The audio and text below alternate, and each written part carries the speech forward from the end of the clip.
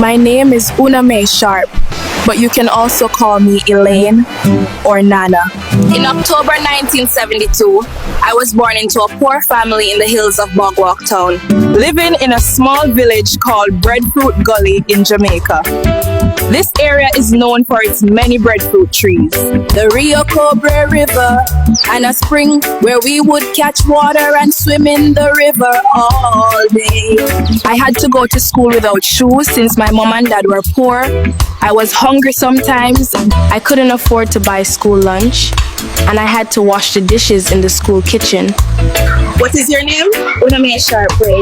Wash them plate here in exchange for some curry chicken and dumplings. Yes, miss, thank you. In the evenings, I would occasionally be on Bogwalk Highway with my friends, selling oranges and coconuts. Other times, I would enter the Bogwalk Tunnel to pick mangoes to sell. But if a train was approaching, I would have to hide inside the tunnel wall until it passed so I wouldn't be crushed. When I was younger, I was obnoxious and disrespectful. I didn't listen to my father, especially when my friends were around. I would steal food from the pot, go next door with my friend Rosie to steal food and eggs from my neighbors, and steal anything I could find to sell so that I could eat at night. I was my mother's firstborn child. I had a younger brother who was removed from her and placed with a family that could care for him. I was 3 years old when I last saw him, and my youngest sister, Honey, who lived with us at the time but had a different father. My mother was a party girl who smoked, gambled, and partied every day of her life. She didn't care about me the way she loved my little sister, Honey, whose father was Joe Lickshot, a Jamaican dancehall singer from the 1980s. And my dad always made fun of her for having a child with someone else. My mom hates me because she thinks I love my dad more than she does, and she also told me that I'm just like my dad, ugly like my dad. She told me I will never be anything good in life. Our pass. And my mother still not show up, even though she said to stay home and said she soon come back. After that, my mother moved to Kingston, Jamaica, where her parents were staying, and left me with my father. My father would occasionally prepare a small lunch for me to eat only once a day. It was very difficult for him to carry a girl child around. As a result, he would frequently leave me with other ladies to look after me for him. They would beat me, neglect to feed me, or act as though they were taking care of me while my father Wasn't around, then they would treat me as if I were nothing again. My father used to take me from house to house and ask his neighbor if he could keep her for me. My father was unsure of what to do with me because he was never home, and I couldn't travel with him as a girl. So I would follow him around late at night on the street while smoking and gambling. And then sleep next to him in the gambling establishment until he finished gambling. Sometimes we would return home hungry and broke. After my mother left, she was unable to find someone to watch my younger sister at night so she could go out and party. Every time she took me to Kingston, my father would always find me and take me back to Bogwalk because he was Afraid of what would happen to me there because the town was very violent and there was a lot of gunfire going on downtown. One day, my mother decided to return to Bogwalk to kidnap me and take me away to live with her in Kingston. My mother now led me to a location in Kingston that I was familiar with. There, I was placed in a little room To look after other kids. We were locked inside and given food to eat like prisoners just to make sure we didn't leave. When I saw my father and my grandmother walking quickly down the street to take me back to the country, she pointed to the board house where I was imprisoned and said, Look at that board house. They imprisoned my granddaughter, but she wasn't alone. However, they were not alone. Angels were guiding them to leave the house before it was destroyed by fire. I was overjoyed when my father came to pick me up. The next night, the house was completely destroyed by fire, and the residents all around were yelling and screaming for aid. The fire was put out, and I was safe at home with my father. I firmly believe in God, and I always maintain a church behind my father's board house with a drum pan as the altar. My two friends, Bobby and Sophia, called and said, "Come, let's keep church." I was the pastor, and every Sunday I preached. My favorite and only thing I said was, "Let there be light," and so there was. However, as the Bible states in 1 Corinthians 2:9, God was preparing me for something greater than myself in the future that I was unable to see. However, as it is stated, the things that God has prepared for those who love Him have not entered into man's heart. My father told me one day, "I am going to bring you to your great aunt in Maxfield Avenue in Kingston. She will keep you and send you to school." I was very excited at the time. I didn't know it was just the beginning of my pain. When I arrived, it was a beautiful wall house. with loads of mango trees inside the yard and a shop on her veranda. She was in her mid-50s at the time, and she always wore test glasses. I was not the only one there. She also had her brother's children, Wayne, Barrington, Sandra, and Everton. But she was very miserable and very mean to us. Sandra was the oldest one of us all, and she took care of the affairs of Auntie's business. She was always cooking dinner, and our main meal was callaloo and green banana every morning and evening, the same meal. Remember one day, we about my height shout one morning. I'm sick and tired of callaloo and banana. I swear, CB soon write big pan our forehead if we have to yam this again. We did a laugh like crazy that morning. But me know say if we ever get catch at all them things, Auntie would have beat we bad. So we careful enough to do or say nothing where she could have hear. When my father would visit me once a month to check on me, I would tell him everything. The violence, the beatings, all the things she was doing to me. I cried as my father was leaving and told him that I wanted to stay with my aunt.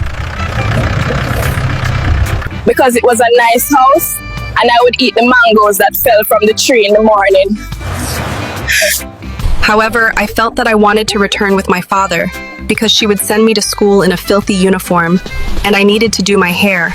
I would lie down in her bed and make funny moves while looking in her wardrobe mirror. I would reassure my father that I was fine, but I was in pain, missing my mother and father. The other young people would steal from her. I was fair and honest, but she would still yell at me, grab my ears, and treat me badly. I was going to Maxfield Park Primary School, and my blue uniform and white shirt were both black. How you doing, Elaine? I'm fine, but hungry. Why your clothes look like that and why your hair wasn't combed? She put me to sit next to her table at the school gate and combed my hair. And then she took my school uniform and washed it for me the next week. My aunt was not pleased, so she asked, "Who combs your hair?" I told her, and her mood turned even harsher. Pauline asked me, "Where you from?" I said, "Bagwalk." She looked at me again and I said, "Who your father?" And I answered her quiet, "Muta." Bagwalk? Yes, Who is your father? Muta. Muta is your father? Yes. Not realizing she knew my dad, she told me. Muta is my boyfriend. I'm going Bagwalk. Go tell him all where you are go through. I was glad me never said nothing to my aunt that time. Instead, me pray to God and wait for my daddy to come. I started crying since I knew he would come and get me because I hadn't seen him also in a long time. This is how Jesus is coming back for us. He has seen how we have been treated. And how this world has abused us. But He is coming back to get us. This was a heavenly link. The Lord had planned this entire time for me and had sent a woman to witness my pain and let my father know that I wasn't doing fine. My dad showed up at my aunt the following week, and he whispered to me very softly, "I'm here to get you, I'm taking you home." My heart was joyful, and I screamed while holding my mouth open. Yes, thank you, Jesus. After 2 long years of abuse, I was finally returning home with my dad when I overheard him telling my aunt that my mother had returned for me. I didn't care because I was so excited and eager to leave. I packed my bags and left without even saying goodbye. Sobbing and hugging my dad, I began to tell him everything my aunt had done to me. I wrote a letter to my aunt in Kingston the following week when I was living with my dad. I drew a cat on a piece of paper, colored it with black coal, and wrote, "This is you, the big black cat." Without mentioning my name, The family gathered for a meeting and blamed my cousin Marva because she was the smartest at the time. I haven't revealed that it was me until now, and Marva is now deceased, so I never had the opportunity to tell her that I wrote it. After I was back in Bogwalk with my father, my life returned to the same old story. Back on the street again. I was all over Bogwalk, sleeping from house to house. My father asked one woman who was very kind to me. She treated me very kind and always looked out for me. Her name was Miss Kitty. She's the only woman who never treated me bad. Rosie was my best friend. We did everything together. We stole food, we stole our neighbors' chickens and eggs, and we were always fighting with other kids. She made sure I was clean and ate my dinner.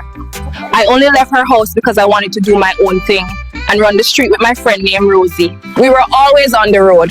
We would go to the river and swim all day, catching shrimps and fish from the water to make dinner for that day. Rosie was very fearless. She would fight and cuss all day. We were troublemakers in the village. I can still hear old Tomapee's voice shouting at us. These girls are going to turn Jamaica into foreign and turn foreign into Jamaica. Tomapee was my father's best friend, Hopiton's brother. He was very kind to us, but we would still steal his food whenever he turned his back. I remember he placed his food on the housetop, thinking it was safe there. But Rosie and I were determined. I reached up high, and together we brought it down, just so we could have something to eat. Tomape was very upset, and from that day we lost access to his house. He didn't trust us anymore. As my mom now lived in Kingston, my father had moved on with his life. He always had different women come into the house to sleep. And then they would leave early in the morning. I remember Claudia Faisang. She was a very strict woman, but she would spank us if we did anything bad. One day, there was an argument between Claudia and my dad, and she packed up her clothes and left. My dad found another woman named Marjorie. She had one child at the time. Her name was Latoya Allen, otherwise known as Lati. Now I was living with my father and his girlfriend in one room. At night, I would spread a piece of cloth on the floor to sleep, while my father and his girlfriend slept on the bed. That was our life. But I was very rude and disrespectful to her. And each time Marjorie and I argued, my father would beat me. That was how things went in that house. Marjorie gave birth to a baby girl, my little sister. Her name was Christine Sharp. Now I had another baby sister to love. My dad and Marjorie had an argument, and Marjorie packed her clothes and left my dad again. Now I am back again with my dad and the empty house again. I started to visit my grandfather's house. Sometimes I would sleep with my other cousins there. But Grandpa was not an easy man. He was very light-skinned, almost like a white man, with a straight nose and piercing blue eyes. My father had a few brothers and sisters. I only knew my uncles. I never saw any sisters, as maybe some may be dead. My dad's brother, Uncle Vivian, he lives in America with his wife, Mrs. Shaw, and her kids. For many years, my dad had another brother, Uncle Alvin. He lives in the United Kingdom with his family. Beaky, my other uncle, had two daughters, Marva, who passed away years ago, and Opal, who left the family yard at a young age, and my father's other twin brothers, Papa and Pepe. I have many cousins living in Bogwalk, but none was able to help. Papa had 3 children, Yvonne, Linda, and Piea. Sometimes we would hang out together at Grandpa's yard, where our big cousin Marcia was also living with her kids. Grandpa didn't want me personally at his house. I was always arguing with him for some reason. I would turn my head to the sky and say, "Jesus, please help me." One day he lost his temper and threw a big stone. It missed my head and flashed right past me. I was terrified. One day my grandfather called me. I was at my friend's house playing games. It took me about 2 minutes before I answered. I walked to Grandpa's house that day. He asked me if I was hungry. I told him yes, and he said he had left some dinner for me. He handed me a plate with 1 chicken foot, 1 dumpling, 1 piece of yellow yam, and a little reddish soup water. I heard a voice audible in my spirit, and the voice said, "Do not eat it." I took the plate from Grandpa and I said, "Thanks, Grandpa. I'm going over now to eat it." I smiled with him and walked away. When I went over to my friend, I threw the food and gave it to the dogs to eat. The dogs, right in front of my eyes, smelled the food. They bark loudly and walk away. They didn't eat it.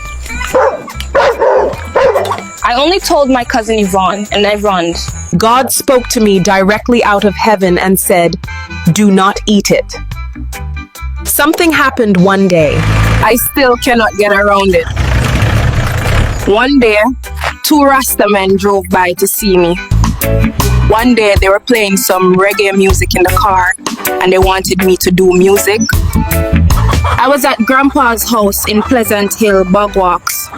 He shouted at me so loudly that day. He says, "Elaine, come out my yard!" The two Rasta men park on the roadside. Grandpa was cussing me out. I started to cry loudly because I was ashamed. I looked up in the sky and I said, "Judgment and fire," very loudly. I screamed, "Jesus," as loud as I can. It was a sunny day. Instantly I heard thunder roar and the rain comes down immediately. Only where I was standing, over me, like Jesus had heard my cry. I remember one of them said, "Empress, you're full of power, sister." I was frightened myself. According to the Bible, now I know that the Lord saves his anointed. He will answer him from his holy heaven, with the saving power of his right hand. Psalms 26. God heard my cry and answered. Grandpa hated me more from that day. He didn't like Papa's children either. He had his favorite grandchild that he loved. My father's mother, we called her Mom. She died years back. We always wished she was around. She was much kinder than Grandpa. My aim in life is to make it big, so I can help my poorer side of the family. And I always promised myself that Linda, Piea, and Yvonne, I would help them when things get better. Because we suffered together, but unfortunately Yvonne died. One day I was coming from school and I saw my cousin's auntie. She told me that my mother's daughter, Honey, had passed away in a tragic accident. I was very sad. I cried all day and all night. My mother never spoke to me for a long time.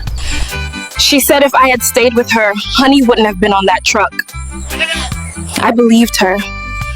She told me words that pierced my heart. She said it should have been me instead. She even blamed me for her daughter's death. I blamed myself for years believing it. I never realized the devil was also trying to kill me. Because there is purpose on my life, which I will tell you later on. I remember my dad getting me ready, and we went to Kingston to attend the funeral for my little sister, Honey. As we entered the cemetery, my mother was sitting on a grave. She was dressed in black. She was crying. She hated me even more. She didn't look at me. She never spoke to me. She once called me monkey and said I am just like my dad. After returning back home, I never saw my mom again for a while. My mother came back to Bogwalk, where she started to build a house. She was back with my father again.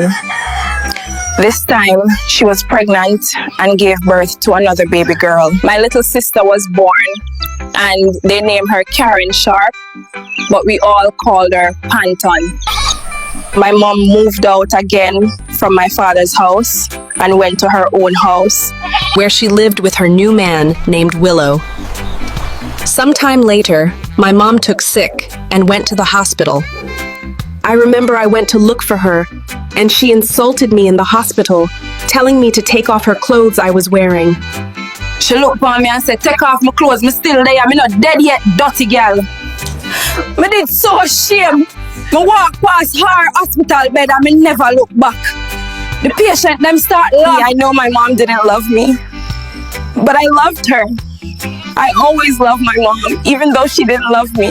I always wondering if I did something wrong, but I realized it was the devil who didn't want me to live, because God had a plan. One day I was coming from school. I fainted on Bogwalk Bridge. An old Rasta man named Sam saw when I fainted on the bridge. Sam was pushing a handcart. People believed Sam was a madman, but I believed he was an angel. He didn't have any shirt on, only a rip-up trousers, dirty and badly torn.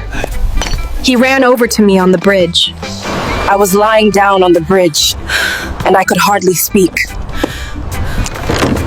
I looked at him and said, "I am hungry." Sam was drinking a box milk that day. He drank out some more.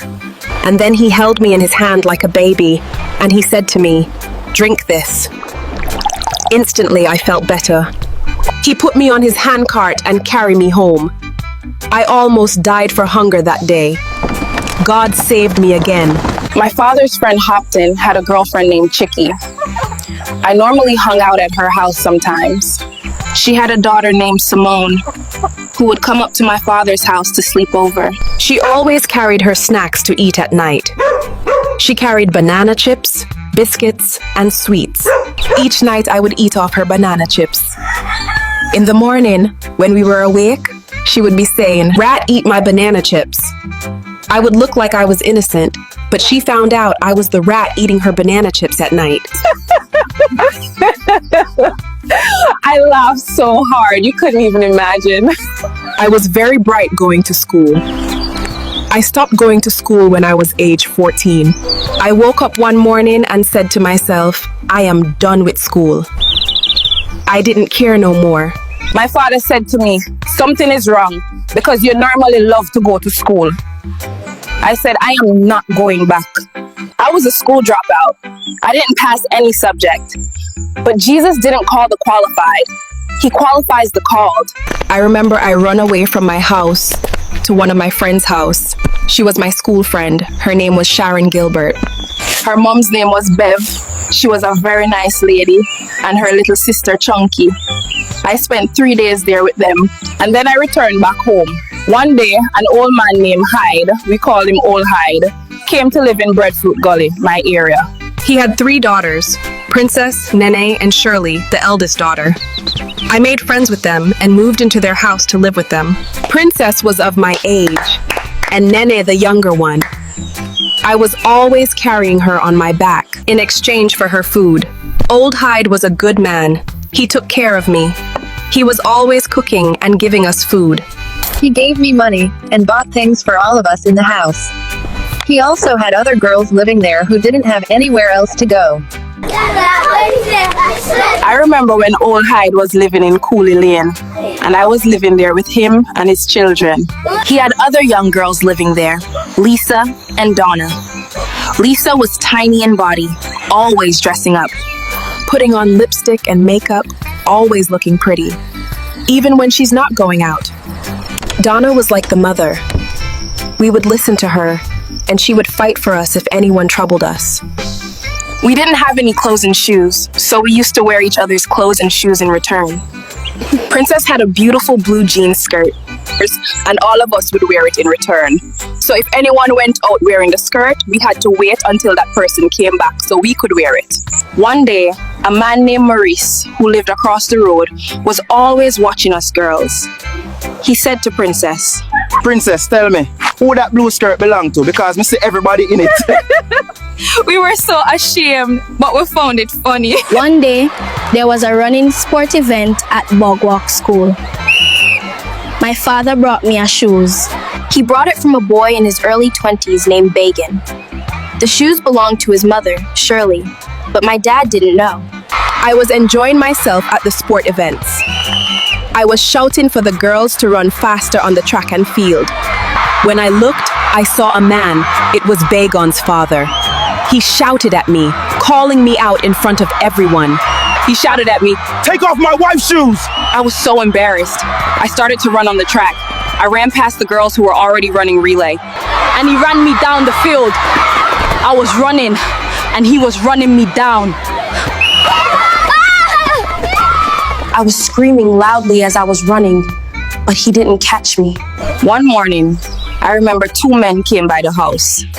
They stayed all morning, idling around. 2 men came by the house, hanging around with ganja in their hands, wasting the whole morning idling. I remember the first time I got close to weed. Just one small taste left me dizzy and confused, like I wasn't myself anymore. I remember seeing things running up and down in the yard, dark shadows that terrified me. I cried out, "Princess! Princess, I am mad! Take care of me, you hear, Princess!"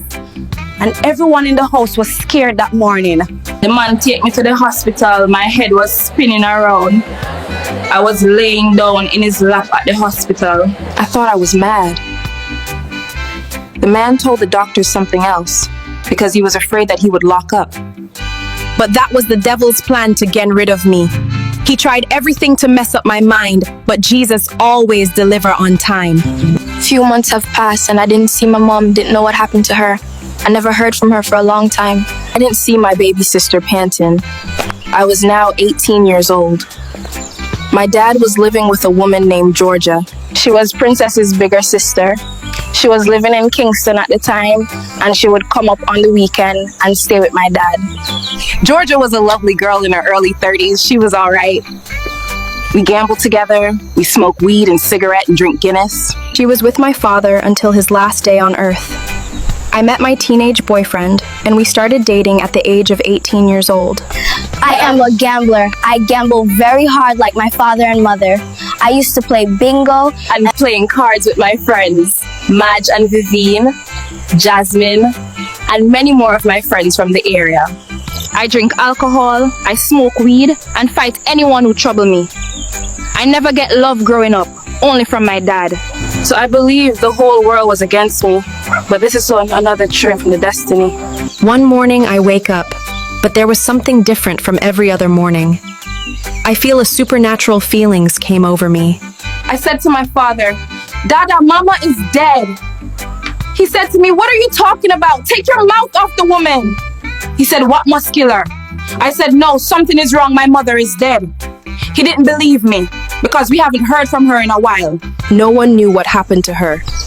About 2 o'clock the same day, a telegram came to my father's address, and the letter read, "Come quick, Cherry is dead!" My dad started to panic. He says to me, "How do you know all of this?" I said, "Dada, I don't know, but I told you. It's like someone was telling me my mother was dead." Each time I would tell my father or mother some supernatural things that is happening and what I saw, they would not believe me. Like one day I saw a man shift a cloud in the sky and look down on me. I told my mother, but she did not believe me, and I suffered for it. One day I told my dad, I saw 5 soldiers jump in the river, all blood running down their face. Now came back out, but he didn't believe me. That day when I told him about Mama, he started to watch my movements. But I didn't know that it was God all along. I was speaking in a language that I didn't understand from the age of 9. I would saw images of people looking like ghosts, and they would just disappear. I would get a lot of scary and frightening visions at night in bed when I go to sleep. I was so scared to sleep at night, and I covered my head with the blanket and hide myself. My grandmother name was Eva, my mother father name was Campo. He didn't have any money to bury my mom, so she didn't get a funeral service. I don't know how they bury or what happened to her body. I heard that the hospital had burned her body. I was 18 years old when my mother had died, and that was the end of my mother journey. I could not manage my baby sister Karen, otherwise named Panton. She was a baby when my mother died, about 2 or 3 years old. I was a young girl, age 18. My dad had only one room, and he was living with a woman. I was all over the place. I didn't have a steady home. I bring my baby sister to my cousins in a different area and ask her to keep her for me.